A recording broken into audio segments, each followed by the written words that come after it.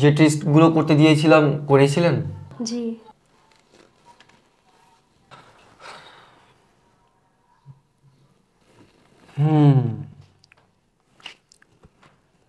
যেটা সন্দেহ করছিলাম সেটাই সত্য হলো। কি হয়েছে ডাক্তার?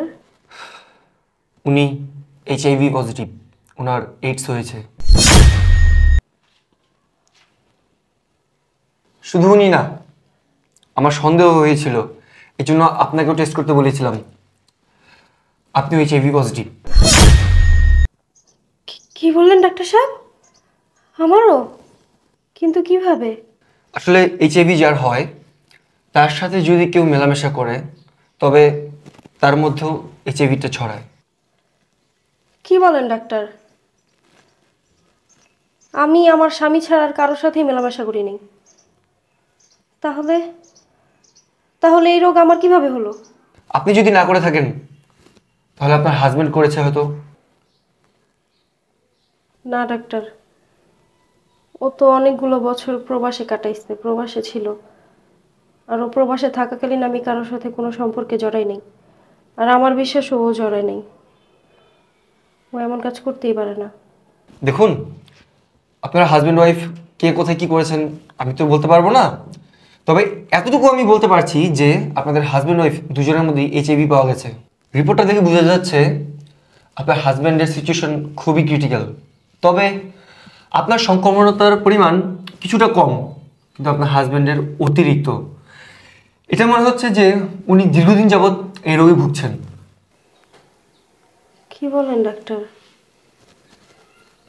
তাহলে কি ওর থেকে এ রোগ আমার হয়েছে? তাই তো মনে হচ্ছে। দেখতে পাচ্ছেন না ওনার চোখের নিচ কালো হয়ে গেছে?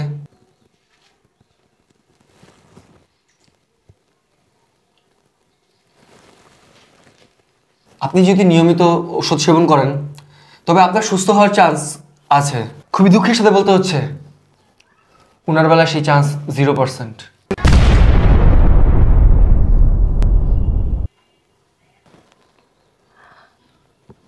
আপনাকে বলছি, আপনি যদি সুস্থ থাকতে চান তবে ওনার থেকে দূরত্ব বজায় রাখবেন, ওনার সাথে কোনোভাবে ইন্টিমেট হবেন না।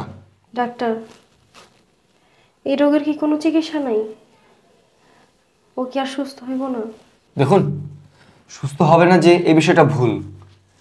রোগ ধরা পড়লে সময় মতো যদি আসা হয় তবে সুস্থ হওয়ার চান্স থাকে, কিন্তু ওনাকে দেখে মনে হচ্ছে উনি প্রায় 5 থেকে 6 মাস যাবত এই রোগে ভুগছেন।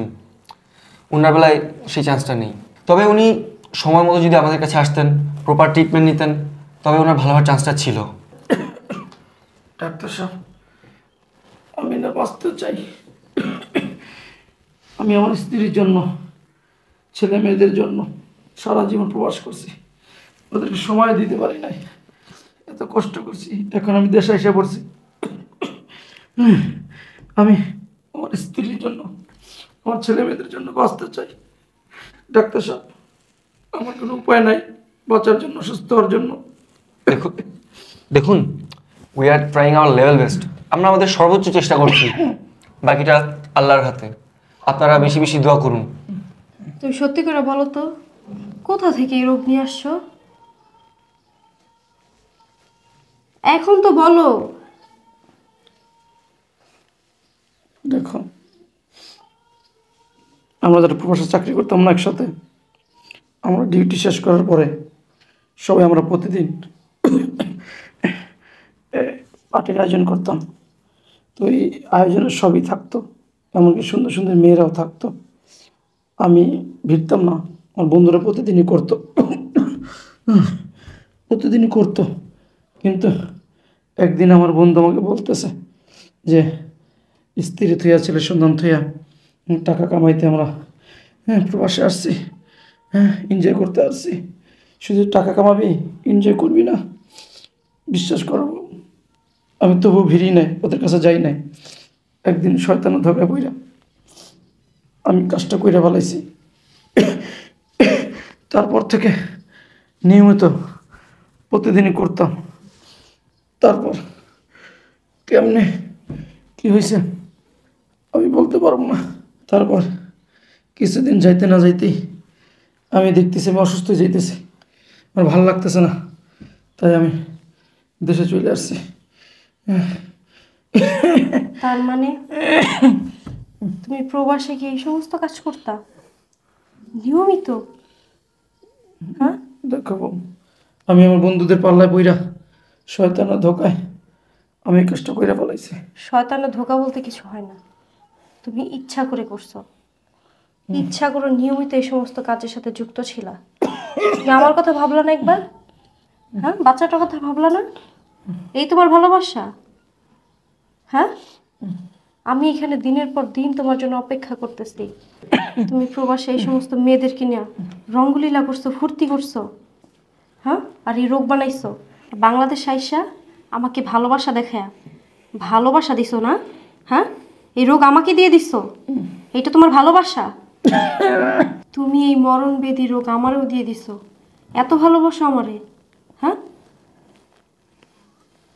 দেখো বউ, আমি ইচ্ছে করে করি নাই, বললাম তো আমার বন্ধু বান্ধবের কথা শুই না ধোকায় পড়ে গেছি আমি, তার জন্য আমি করছি বউ। দেশে বউ বাচ্চা রাইখা তুমি প্রবাসে গিয়া সুন্দর সুন্দর মেয়েদের সাথে রঙ্গলীলা করছো, ফুর্তি করছো, হ্যাঁ, আর এখানে আমি দিনের পর দিন তোমার অপেক্ষা করছি আমার স্বামী কবে আসবে। সেই তুমি আসলা তো আসলা, মরণ ব্যাধি রোগ নিয়ে আসলা, আর সেই রোগে আমারও আক্রান্ত করে দিলা। আচ্ছা, আপনারা যারা প্রবাসে থাকেন, তারা কি একটাবার ভাবেন না যে দেশে আপনাদের বউ বাচ্চা আছে, বাবা মা আছে, তাহলে কেন আপনার প্রবাসে গিয়ে এই কাজগুলো করেন? আচ্ছা, আপনি কি একবারও ভেবে দেখেছেন আপনার কিছুক্ষণের সুখের জন্য আপনি আপনার পুরো পরিবারকে ধ্বংস করে দিলেন? আপনি কি ভেবে দেখেছেন যে আপনি যদি আজ না হোক কাল কিছু হয়ে যায়, তাহলে আপনার স্ত্রী কি করবে, আপনার বাচ্চাদের কি অবস্থা হবে, আপনার বাবা মার কি অবস্থা হবে? তাহলে কেন আপনারা প্রবাসে গিয়ে এই কাজগুলো করেন?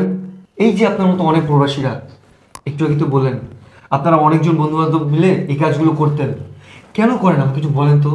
আপনারা জানেন এতে আপনাদের টাকা নষ্ট হয়, আপনাদের দেহ নষ্ট হয়, শেষে আপনাদের সংসারটা নষ্ট হয়। আচ্ছা, আপনারা এখন আসতে পারেন।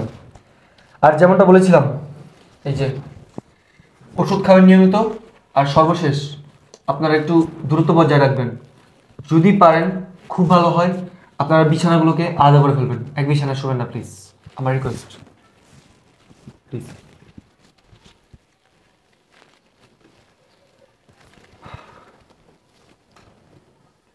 কেন যে প্রবাসীরা প্রবাসী যা ভুলগুলো করে বুঝি না।